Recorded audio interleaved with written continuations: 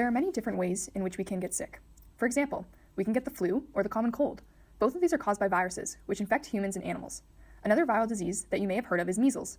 Measles is a highly contagious illness caused by the rubeola virus. This virus can be transmitted through the air in tiny droplets when infected individuals cough, sneeze, and breathe.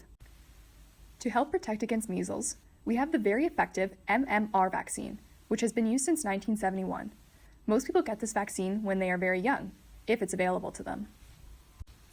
Every year, 100,000 people still die from measles worldwide, but from 2000 to 2017, the amount of deaths caused by measles had dropped by 80%. However, there has still been an increase in the amount of measles outbreaks in some Western countries due to a rise in people who refuse to be vaccinated. For example, in the United States in 2018, there were 372 people infected with measles, but in 2019, there were 1,261 infected people. This is triple the amount of people infected only a year later. Because of this, it's really important to understand how measles virus uses our body to copy itself and spread. From previous research, we know that the virus has different genes and proteins. The genes provide instructions to infect its hosts, and the proteins follow the instructions to allow for infection to occur. The virus has an M, N, P, and L protein inside it. They are surrounded by a double-layered membrane, which acts as a barrier. On its outside, the virus has H and F proteins. All these proteins are very important to ensure that the virus can replicate. But these aren't the only things we need to study when understanding viruses. We also need to study how the virus interacts with our own human cells. For example, viruses have specific ways to enter into our cells and take over. After taking over, viruses make copies of themselves, and when enough copies are made, they can be released to infect even more cells around them. Human cells contain actin. For our purposes, think of actin like a system of roads that cars travel on. Different things can be moved around the cell using the actin roads. Actin can be found in different states when in our cells. It can be polymerized or depolymerized. Imagine the road, actin, is under construction, and part of the road has been removed. This is what we consider depolymerization. After depolymerization, the road can be rebuilt so that cargo can be moved in the desired direction. This is called polymerization.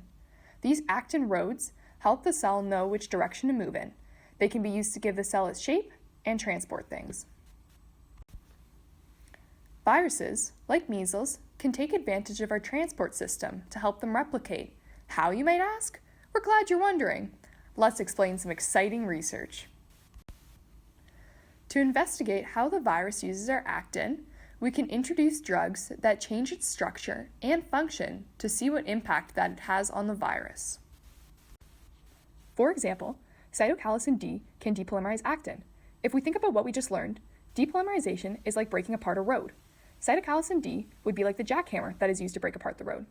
Cytokeratin D can break apart actin so that it cannot function like it was before. And if the road is not built, things inside the cell cannot be transported. Jasplokinoid is another drug that also works to affect the way actin is used. Jasplokinoid stabilizes actin. This means that it stops it from growing, which is polymerizing, or shrinking, which is depolymerizing. Imagine cars parked on the street. If the cars are parked there, we cannot break apart the road, and we cannot try to rebuild it either. Think of these cars as jasplokinoid, which attaches throughout the actin and does not allow it to polymerize or depolymerize.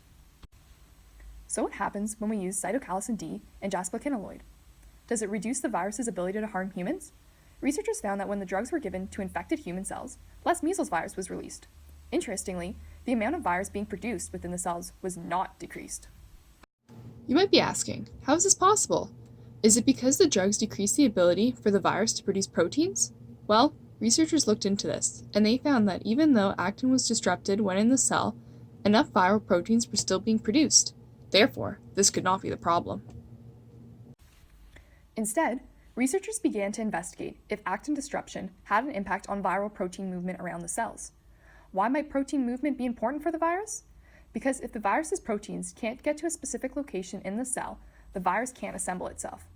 Specifically, the researchers found that when actin was disrupted using cytokeratin D, the M protein could not go where it needed to go. Naturally, this impacts the ability of the virus to form. The researchers even found that this impacted the human cells too, making them all fuse together into one cell, which is something that the regular M protein prevents. How cool! In contrast, jasplokinoid did not impact the movement of the proteins around the cell. However, The researchers did find that jasplokinoid impacted whether or not the virus was able to be released from the cells.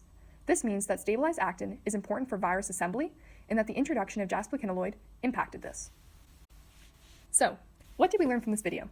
Well, measles is a contagious illness in humans and that we have an effective vaccine against this disease. Actin is found inside our cells and it helps transport proteins in our cells and keeps the cell's structure. We also learned that cytoplasm D depolymerizes actin, preventing the virus from being assembled. Jasplokinoid stabilizes actin, causing less release of the measles virus.